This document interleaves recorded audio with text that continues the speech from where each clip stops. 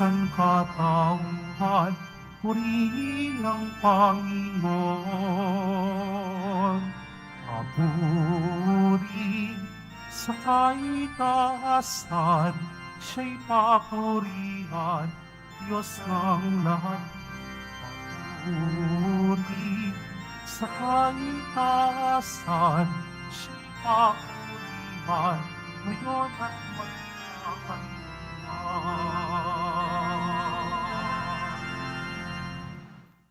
Sa ngalan ng Ama, ng Anak at ng Espiritu Santo. Amen. Ang pagpapala ng ating Panginoong Jesucristo, ang pag-ibig ng Diyos Ama, ang pakikipagkaisa ng Espiritu Santo ay sumainyo lahat. At sumayo rin. Magandang umaga mga kapatid. Sa araw na ito, tayo ay nagagalak sa mga biyayang kaloob ng Diyos sa atin bilang mga anak ng Ama. Sa ating pasasalamat, patuloy nating itaas ang intensyon sa misang ito, ang ating mga personal na kahilingan at yung mga humihingi ng panalangin. Taglay ang pusong mapagpasalamat, kilalanin natin ang ating mga kasalanan at humingi ng kapatawaran.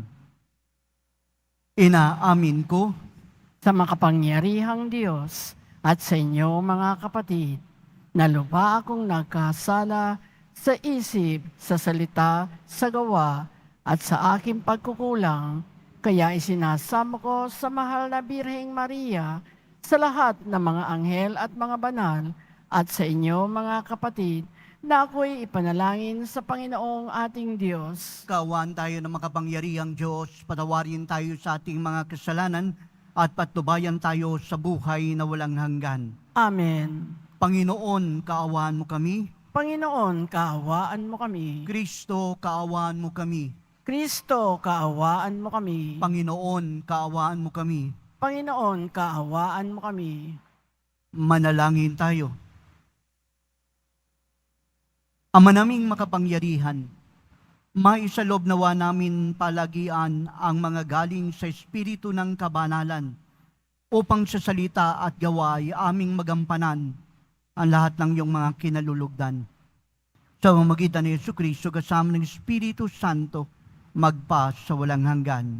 Amen. Magsiupo muna po ang lahat.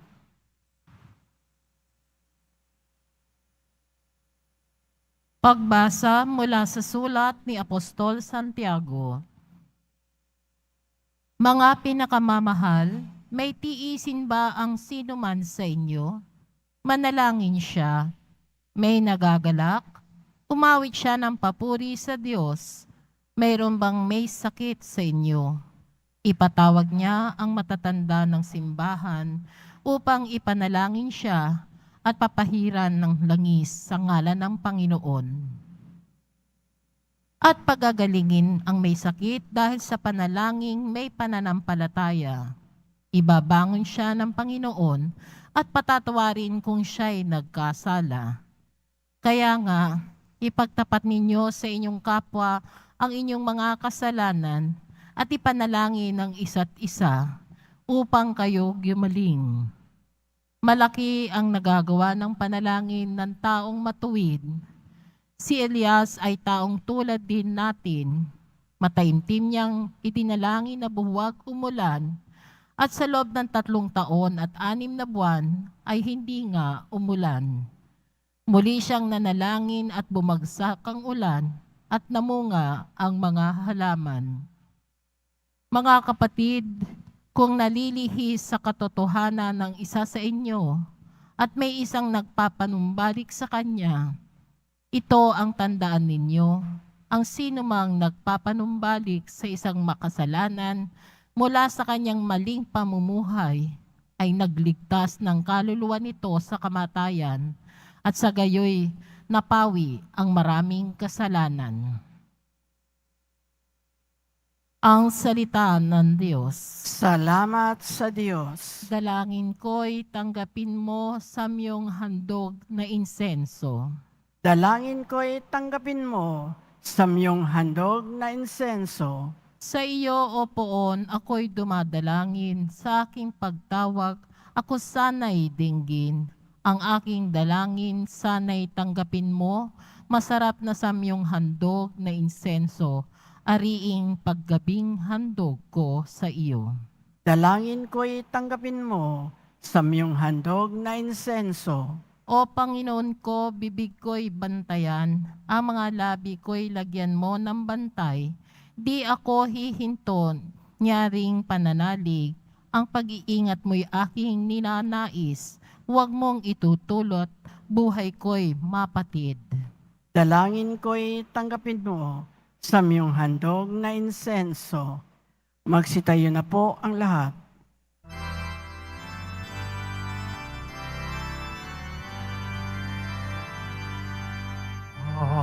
Hallelujah, Hallelujah, Hallelujah, Hallelujah.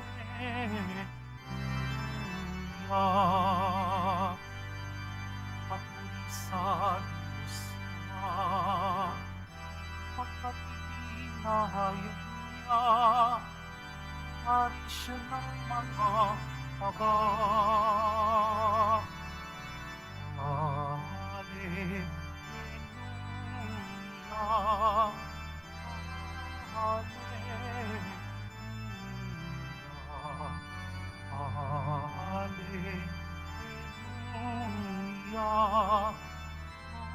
Hallelujah.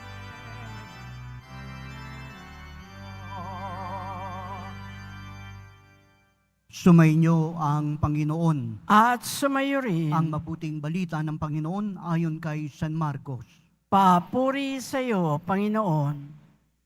Nung panahong yun, may nagdala ng mga bata kay Jesus upang hilinging ipatong niya ang mga ito ang kanyang kamay. Ngunit pinagwikaan sila ng mga alagad. Nagalit si Jesus nang makita ito at sinabi sa kanila, "Pabayaan ninyong lumapit sa akin ang mga bata. Huwag niyo silang sawayin sapagkat ang mga katulad nila nagahari ang Diyos." Ito ang tandaan niyo. Ang sino mang hindi tumanggap sa paghahari ng Diyos tulad ng isang maliit na bata ay hindi mapapabilang sa mga pinaghaharian niya. At kinalong ni Jesus ang mga bata, pinatong ang kanyang mga kamay sa kanila at pinagpala sila.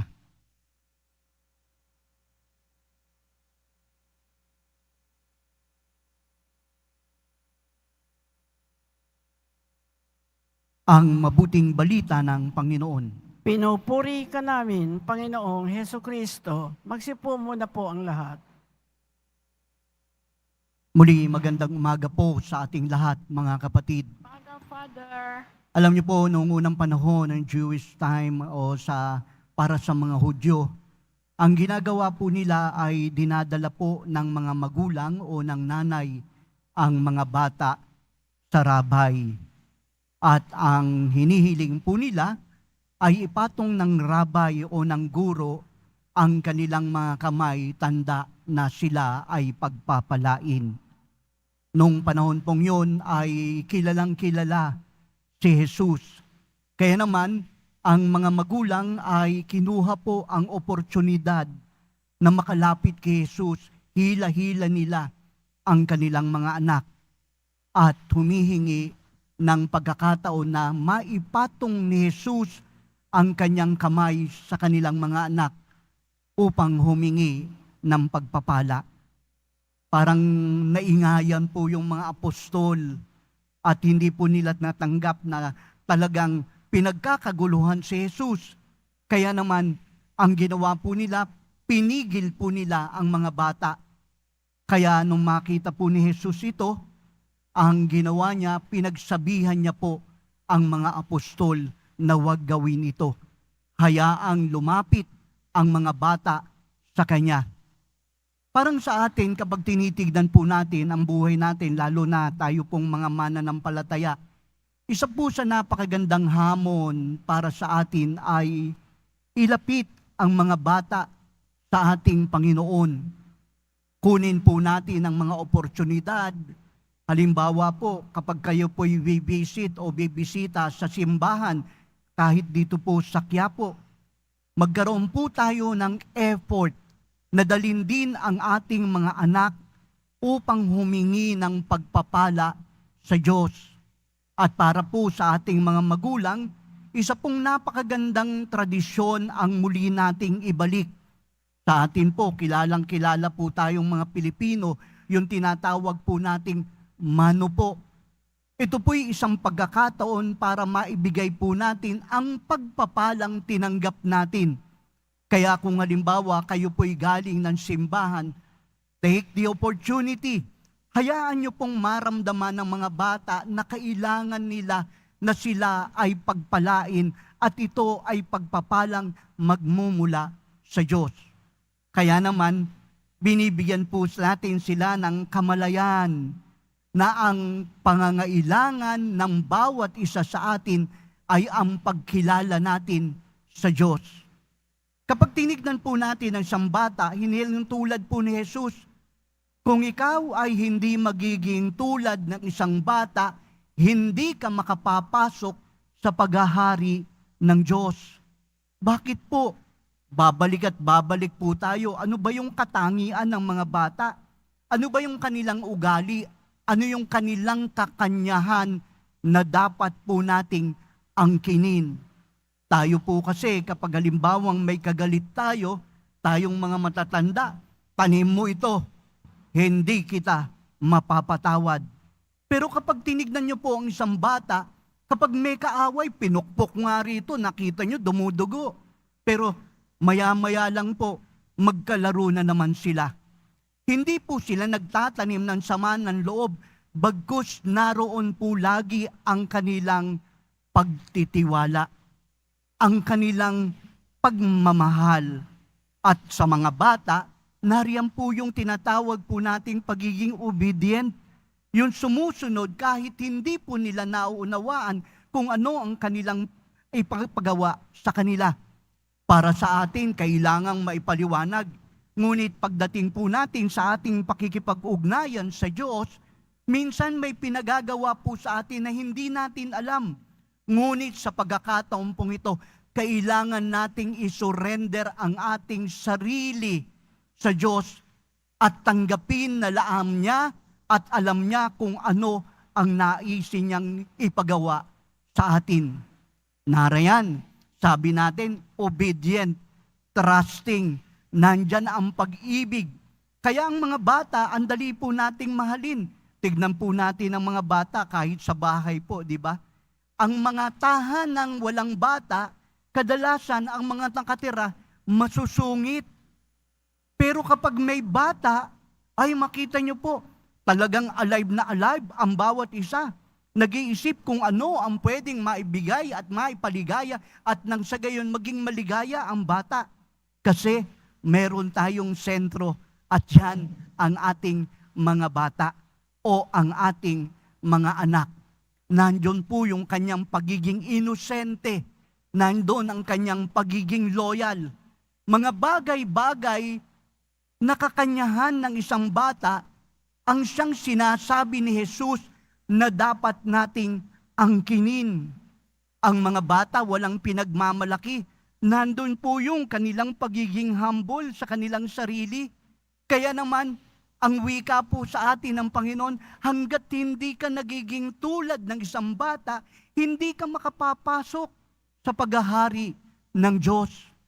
Mga kapatid, halina po gawin po natin, ito po'y isang napakagandang pag-aanyaya.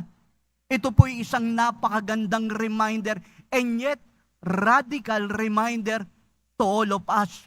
Nahayaan po natin na ang pag-uugali ng isang bata, mapagmahal, mapagtiwala, loyal, innocence, at nandoon po ang pagiging masunurin. Hayaan po nating angkinin ang mga bagay na ito. Hayaan po nating maging mababa po tayo nang ang biyaya ng Diyos ang siyang mangibabaw. Kaya sa araw pong ito, napakaganda po ng ating ebanghelyo. Sa pagiging bata, makapapasok tayo sa paghahari ng Diyos.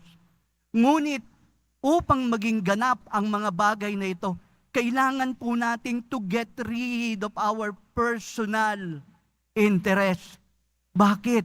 Kasi mawawalan ng saysay at mawawalan ng lugar ang Diyos sa ating buhay.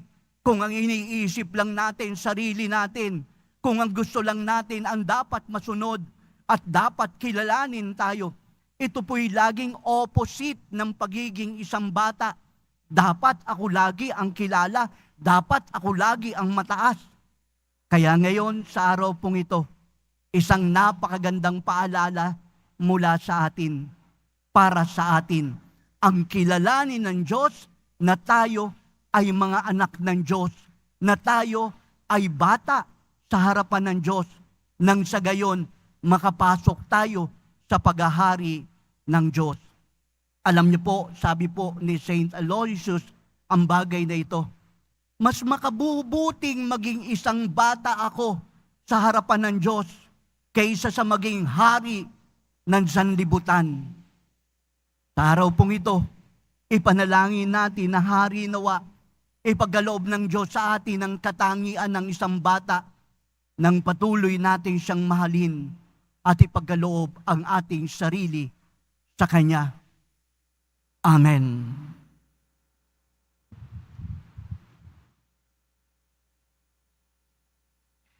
Magsitayo na po ang lahat.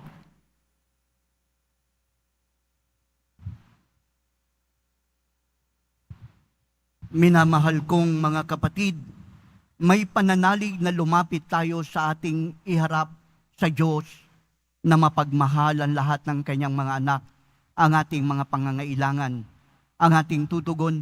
Ama, lingapin mo ang iyong mga anak. Ama, lingapin mo ang iyong mga anak. Ang mga pinuno ng simbahan, naway magturo sa kanyang mga miyembro ng tunay na dangal ng sakramento ng kasal upang tulungan ang mga mag-asawa na manatiling tapat sa kanilang bukasyon. Manalangin tayo. Ama, lingapin mo ang iyong mga anak. Ang mga ikinasal, naway maging sensitibo sa pangangailangan ng bawat isa at makatagpo ng tunay na kaligayahan sa kanilang pinagsaluhang buhay. Manalangin tayo. Ama, lingapin mo ang iyong mga anak. Sa mga nakakaranas na mga pagsubok sa kanilang pagsasama bilang mag-asawa, naway tumanggap sila ng biyaya ng maging matatag at magsikap sa kanilang pagtatalaga ng sarili sa Diyos at sa isa't isa. Manalangin tayo. Ama, lingapin mo ang iyong mga anak. Ang mga matatanda, mga nalulumbay, at mga may sakit, naway makatagpo ng pagmamahal at suporta sa kanilang komunidad. Manalangin tayo. Ama, lingapin mo ang iyong mga anak. Ang mga yumao, naway makatagpo ng lugar sa walang hanggang kaharian ng Diyos. Manalangin tayo. Ama, lingapin mo ang iyong mga anak. Makapangyarihang Ama, ibinigay mo sa amin ang sakramento ng kasal bilang tanda ng iyong pag-ibig. Tulungan mo kaming mamuhay sa pagkakaisa sa bawat isa. Hinihiling namin to sa magitan ni Kristo, aming Panginoon. Amen. Magsiupo muna po ang lahat.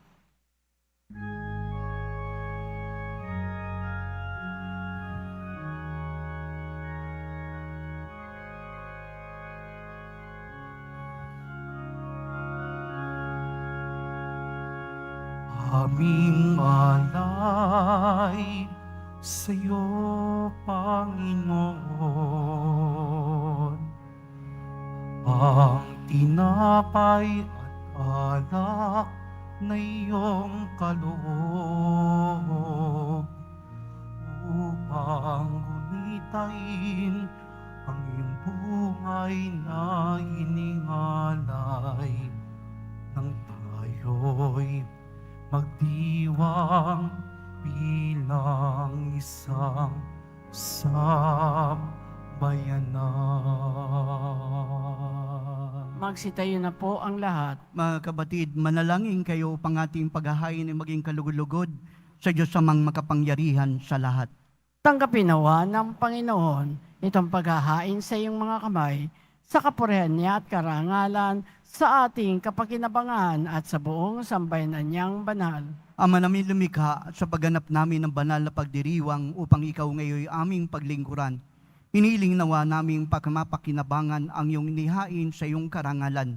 Sa magitan ni Jesucristo kasama ng Espiritu Santo, magpa sa walang hanggan. Amen. Sumainyo ang Panginoon. At sumayo rin, Taas sa Diyos ang iyong puso at isipan.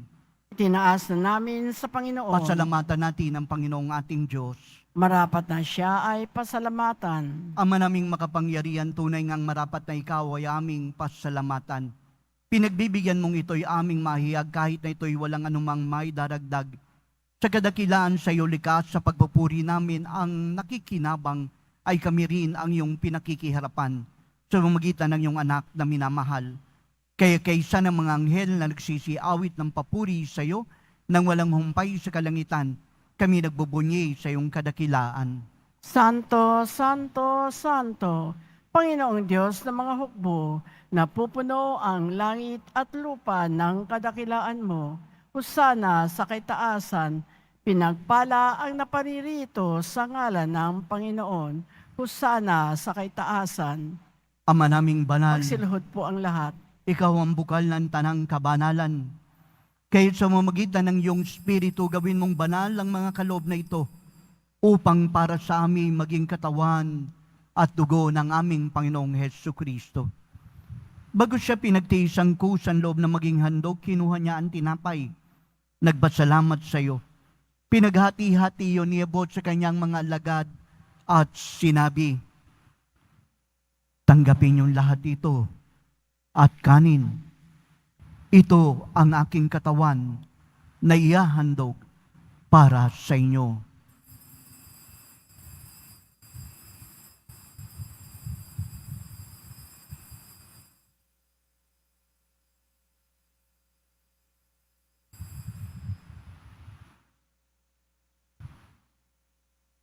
Ganon din naman nung matapos sa hapunan, kinuha niya ang kalis.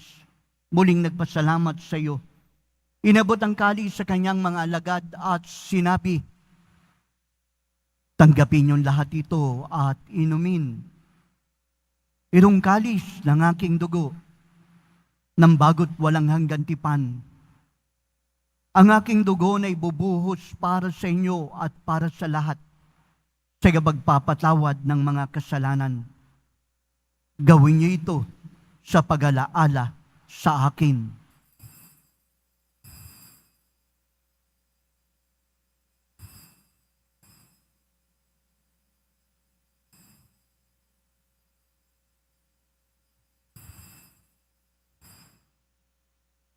Magsitayo na po ang lahat.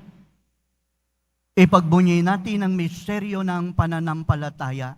Si Kristo'y namatay, si Kristo'y nabuhay, si Kristo'y babalik sa wakas ng panahon.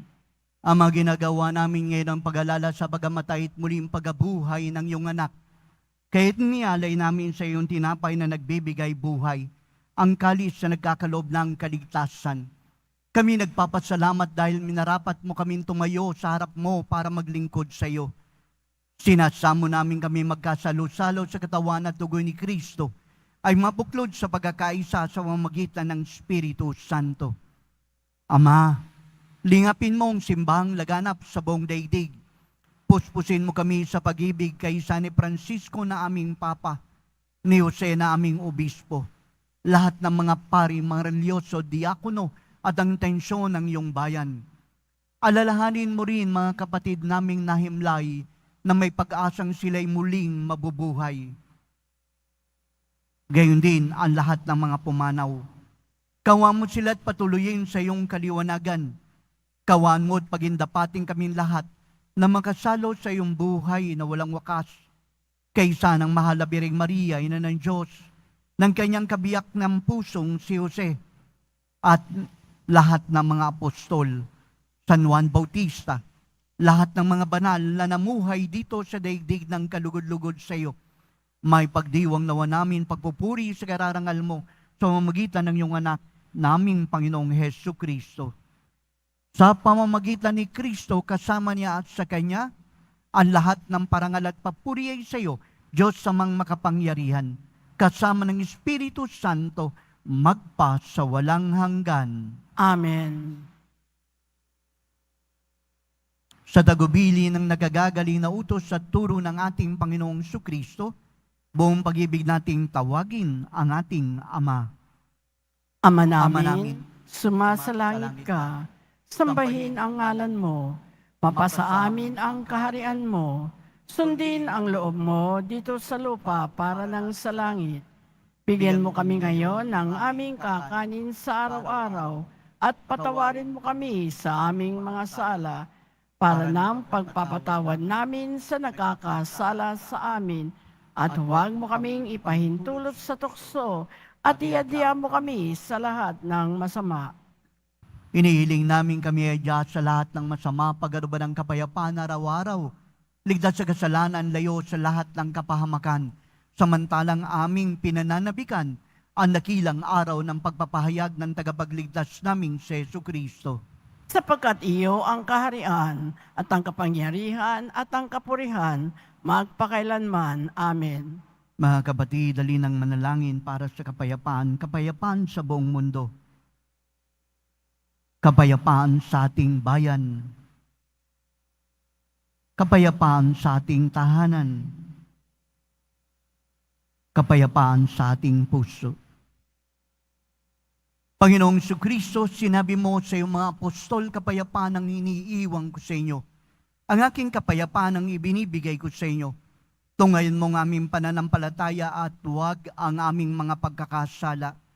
Pagkalooban kami ng kapayapaan, pagkakaisa sa iyong kalooban, kasama ng Espiritu Santo, magpa sa walang hanggan. Amen. Ang kapayapaan ng Panginoon ay laging sumainyo. At sumayo rin. Magbigayan tayo ng kapayapaan sa isa't isa.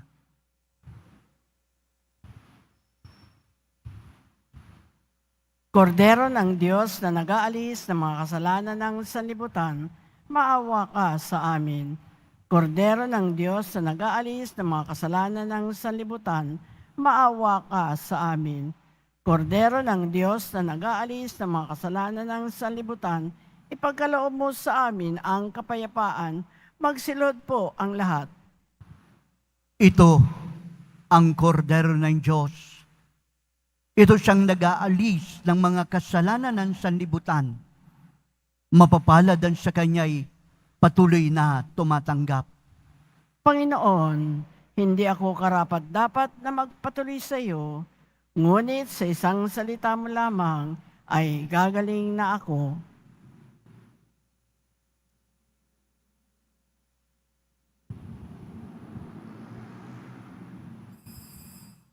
Para sa lahat ng tatanggap ng banal na komunyon, sasagot po tayo ng amen pagkasabi ng pare o ng lay minister ng katawan ni Kristo at isubo agad sa bibig bago malis sa harapan ng pare o lay minister. Sumunod po tayo.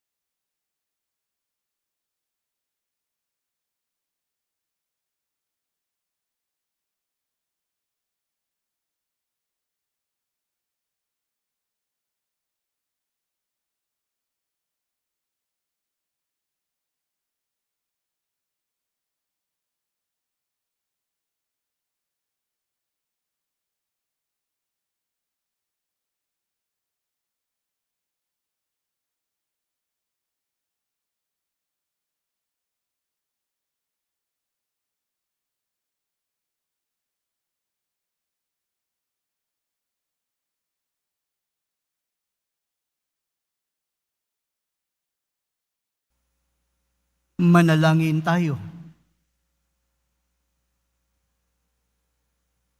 Ama naming mapagmahal, ipagkaloob mong aming mapakinabangan ang dulot na kaligtasan na aming pinagsaluhan bilang sangla ng iyong tiyak na pagsagip sa tanan. Sa pamamagitan ni Hesus Kristo kasama ng Espiritu Santo, magpa sa walang hanggan. Amen. Sumainyo ang Panginoon. At sumayo rin. Halinang manalangin sa Poong Jesus Nazareno. Mahal na Poong Jesus Nazareno, inihayag mo sa pamamagitan ng krus ang walang maliw na pag-ibig ng Diyos sa sangkatauhan. Pakinggan mo ang kahilingan ng iyong angkan na nagsusumamo at dumudulog sa iyo. Makamtanawa nila ang iyong katugunan at tanggapin ang kasagutan ng may utang na loob na tinatanaw at pusong mapagpasalamat. Basbasan mo din ang mga daladalang nilang imahen at dasalan, sampu ng kanilang mga intensyon at panalangin. At sa pamamagitan ng bendisyon na ito, naway maalala nila ang mga pangako nila noong sila ay binyagan, na ikaw ay kanilang iibigin at paglilingkuran bilang Panginoon magpa sa walang hanggan. Amen.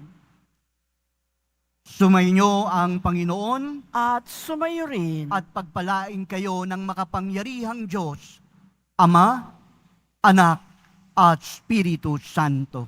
Amen. Humayo kayong taglay ang kapayapaan ng Poong Jesus Nazareno. Salamat sa Diyos.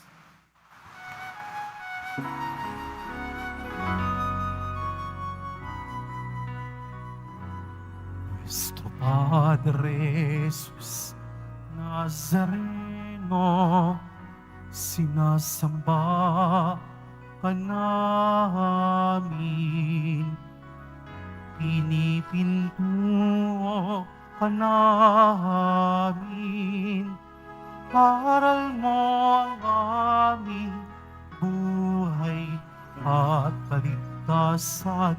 Nuestro Padre Jesus Nazareno, iligtas mo kami sa kasalanan.